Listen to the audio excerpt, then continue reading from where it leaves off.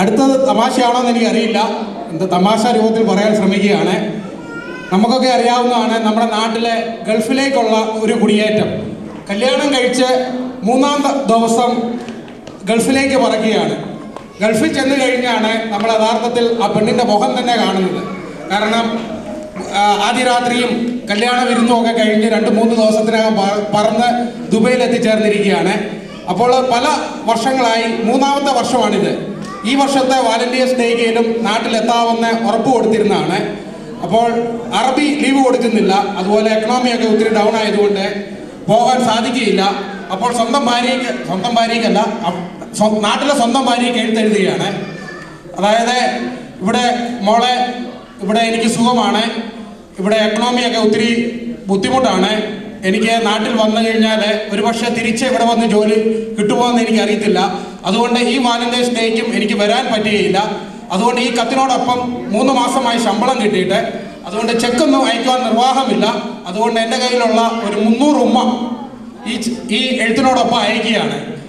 അപ്പോൾ ഒരാഴ്ചയ്ക്ക് ശേഷം എഴുത്ത് നാട്ടിലുള്ള സ്വന്തം ഭാര്യയ്ക്ക് ലഭിക്കുകയാണ്. വളരെ ആകാംക്ഷയോടുകൂടി ആ എഴുത്ത് പൊട്ടിക്കുകയാണ്. കാരണം ഒത്തിരി കടങ്ങളൊക്കെ ഉണ്ട്. സാധാരണ എഴുത്തിനോടൊപ്പം ചെക്ക് കാണുന്നതാണ്.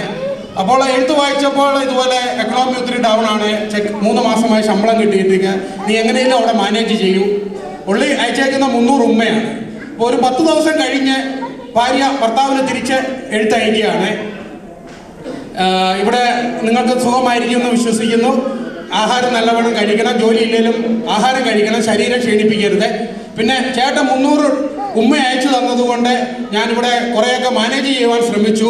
ആ 300 ഉമ്മയിൽ നിന്ന് ഒരു 30 ഉമ്മ പാൽക്കാരന് കൊടുത്തു. അതുകൊണ്ട് പാൽക്കാരൻ പണ്ടൊക്കെ 1 കവർ പാലിട്ടുകൊണ്ടിരുന്ന പാൽക്കാരൻ ഇപ്പോൾ 2 കവർ പാലിടാൻ തുടങ്ങി.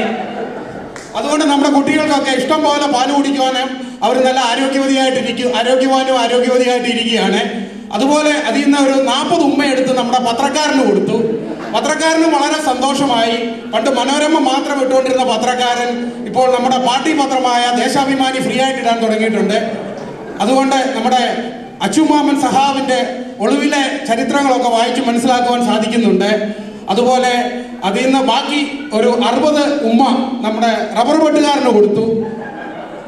അപ്പം പണ്ടൊക്കെ നേരത്തെ ലേറ്റായിട്ട് വന്നുകൊണ്ട് 8 മണിക്കും 9 മണിക്കും വന്ന് വെട്ടിക്കൊണ്ടിരുന്ന റബ്ബർ വെട്ടുകാരൻ ഇപ്പം 4 മണിക്ക് തന്നെ എഴുന്നേറ്റ് വന്ന് റബ്ബർ വെട്ടി പാലുകാരനും പത്രക്കാരനും വരുന്നതിന് മുമ്പ് സ്ഥലം വിടാറുണ്ട്. അതുകൊണ്ട് അതും മാനേജ് ചെയ്യാൻ പറ്റുന്നുണ്ട്. അതുപോലെ വെളുത്തുന്നുണ്ട്, ഇഷ്ടംപോലെ വാങ്ങി കിട്ടുന്നുണ്ട്. അപ്പം റബ്ബർ വെട്ട് നല്ല വിലയുള്ളതുകൊണ്ട് എനിക്ക് കുറച്ചുകൂടി മാനേജ് ചെയ്യാൻ പറ്റുന്നുണ്ട്. ഇവിടെ അവസാനമായ ഒരു 30 അയച്ചതിൽ 30 എണ്ണം ബാലൻസ് ഇരിപ്പുണ്ട്.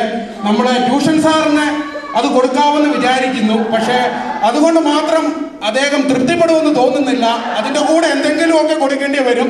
ചേട്ടൻ വിഷമിക്കേണ്ട, ഞാനിവിടെ എങ്ങനെയെങ്കിലുമൊക്കെ മാനേജ് ചെയ്തോളാം. സസ്നേഹം, സ്വന്തം ഭാര്യ. ഇച്ചിരി കടന്നു പോയെങ്കിൽ ക്ഷമിക്കുക. ഒരു പാവപ്പെട്ട സ്ത്രീ അവർ വളരെ ബുദ്ധിമുട്ടി 2 തത്തയെ വാങ്ങിച്ച കഥയാണ് ഞാൻ പറയാൻ പോകുന്നത്. 2 തത്ത കുഞ്ഞുങ്ങൾ അവർ വാങ്ങിച്ചു, തത്തയെ ട്രെയിൻ ചെയ്തു. പക്ഷേ ഒത്തിരി കഷ്ടപ്പെട്ടിട്ടും ആ തത്തയ്ക്ക് ആകെ അറിയാവുന്ന ഒരേ ഒരു ഭാഷ്യം, ഞാനൊരു വ്യഭിചാരിയാണ്. ഇത് മാത്രമേ ഈ തത്ത കുഞ്ഞുങ്ങൾ പറയുള്ളൂ. അവരൊത്തിരി ശ്രമിച്ച് എപ്പോൾ കണ്ടാലും ആരെ കണ്ടാലും അപ്പം ചാടി വീഴും, ഞാനൊരു വ്യഭിചാരിയാണ്. മടുത്തു. അപ്പോൾ സ്ത്രീ ആകെ ദുഃഖത്തിലായി. അവർ വിചാരിച്ചു തൊട്ടടുത്തൊരു ആശ്രമമുണ്ട്, ഒരു സന്യാസി നടത്തുന്ന ആശ്രമമാണ്, ഒരു സ്വാമിയെ വിളിച്ച് ചോദിച്ചു, എൻ്റെ ഈ പ്രശ്നത്തിന് എന്തെങ്കിലും പരിഹാരം ഉണ്ടാകുമോ? അപ്പോഴത്തേക്ക് സ്വാമി പറഞ്ഞു, അതിനെന്താണ്, ഞാനിവിടെ അനേകം തത്തമാരെ വളർത്തുന്നുണ്ട്.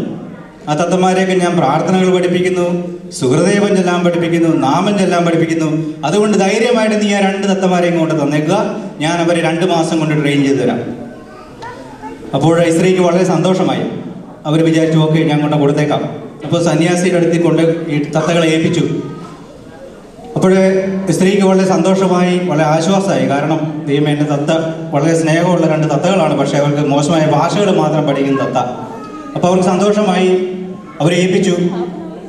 അപ്പോൾ ഈ 2 തത്തമാരെ സന്യാസികളുടെ തത്തയുടെ കൂടെ ഏൽപ്പിക്കുകയാണ്. അപ്പോഴത്തേക്ക് ഈ തത്തമാരിൽ ഒരാൾ നോക്കിയപ്പോഴത്തേക്ക് എല്ലാ തത്തമാരും അവിടെ ഇരുന്നുകൊണ്ട് സുഹൃദേവൻ ചെല്ലുന്നു, കൊന്ത ചെല്ലുന്നു, ജപമാല, എല്ലാം നാമങ്ങളെല്ലാം ഇങ്ങനെ ചെവിച്ചുകൊണ്ടിരിക്കുക.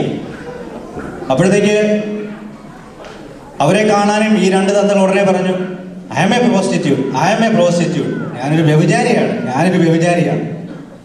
ഉടനെ സ്വാമിയുടെ ഒരു തത്ത പറഞ്ഞു, എല്ലാവരും നിങ്ങളുടെ കൊന്ത നാമം എല്ലാം നിർത്തുക. അവസാനം ദൈവം നമ്മുടെ പ്രാർത്ഥന കേട്ടു. ജീവിക്കുമ്പോൾ ഒരുപാട് ടെക്നോളജിക്കാരുണ്ടാവില്ല. ഇവിടെ ടെക്നോളജി ഇൻഡസ്ട്രിയിലുള്ള എത്ര ആളുണ്ട്? I T anybody? ഐ ടിക്കാരും ഇല്ലല്ലോ. ആ ഓക്കെ, പതുക്കെ കൈയൊക്കെ പൊന്നുന്നല്ലേ. അപ്പൊ ഞങ്ങൾ ടെക്നോളജി ഇൻഡസ്ട്രിക്കാർക്ക് ബിൽ ഗേറ്റ്സ് എന്ന് പറഞ്ഞ വലിയ ആളാണ്. അപ്പൊ ബിൽ ഗേറ്റ്സിനെ പറ്റിയിട്ട് ഒരു ജോക്ക് പറയാതിരുന്ന മോശമല്ലേ? അപ്പൊ ഹണിമൂണിന് ബിൽ ഗേറ്റ്സ് പോയത് എവിടെയാന്ന് നിങ്ങൾ കുറെ ആൾക്ക് അറിയണ്ടാവും. ഹവായിൽ. ഹണിമൂണിന് മുമ്പ് സാധാരണ അമേരിക്കക്കാരുടെ പോലുള്ള അഭ്യാസങ്ങൾക്കൊന്നും ബിൽ ഗേറ്റ്സിന് സമയം കിട്ടിയിട്ടില്ല. അദ്ദേഹം വളരെ ബിസി ആയിരുന്നു, മൈക്രോസോഫ്റ്റ് ഉണ്ടാക്കുന്നതിന്റെ തിരക്കിലായിരുന്നു. അങ്ങനെ കല്യാണമൊക്കെ കഴിഞ്ഞ് ഹവായിലെ ബിഗ് ഐലൻഡിലെ എല്ലാ ഹോട്ടൽസും ബുക്ക് ചെയ്ത് അവിടെ ഭാര്യ സമേതനായിട്ട് എത്തിയിട്ടാണ് ബിൽ ഗേറ്റ്സ് കുറേ കാര്യങ്ങളൊക്കെ ആദ്യമായിട്ട് ചെയ്യാൻ ശ്രമിക്കുന്നത്. അങ്ങനെ ഫസ്റ്റ് നൈറ്റിൽ റൂമിലെത്തി വിൻഡോസ് എല്ലാം ക്ലോസ് ചെയ്തു. മൈക്രോസോഫ്റ്റ് വിൻഡോസ് എല്ലാം ക്ലോസ് ചെയ്തു. ആ സമയത്ത് ബിൽ ഗേറ്റ്സിന്റെ ഭാര്യ ബിൽ ഗേറ്റ്സിനോട് പറഞ്ഞു, now I know why it is called Microsoft. മനസ്സിലായ ചിരിക്കുക. അതെ, ഇത് why it is called Microsoft എന്റെ കുറച്ച് സുഹൃത്തുക്കൾക്ക് മനസ്സിലാക്കാൻ കുറച്ച് പ്രയാസമാവും. അവർ വീട്ടിൽ പോയിട്ട് ഭാര്യമാരോട് ചോദിച്ചു നോക്കുക. Okay, now I invite Mr. Thambi Anthony to the stage for one joke.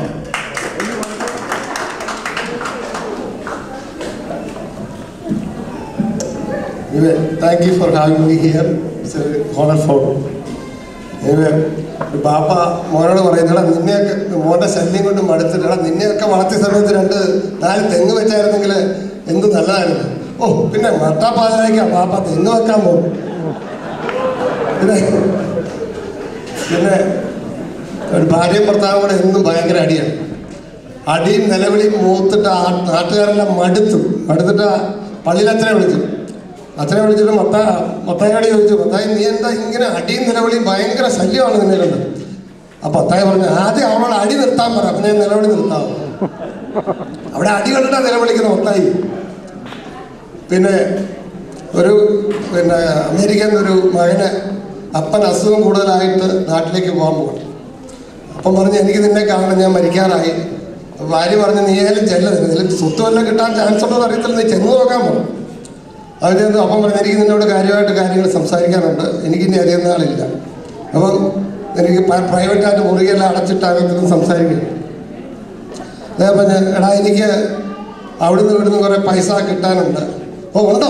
എവിടുന്ന്? അവിടുന്ന് 1 ലക്ഷം രൂപ കിട്ടാനുണ്ട്. അയ്യോ, അപ്പോൾ അത് നേരത്തെ പറയണ്ടായിരുന്നു. പിന്നെ എനിക്ക് കുറേ ബാങ്കിലൊരു 5 ലക്ഷം രൂപ കടമുണ്ട്.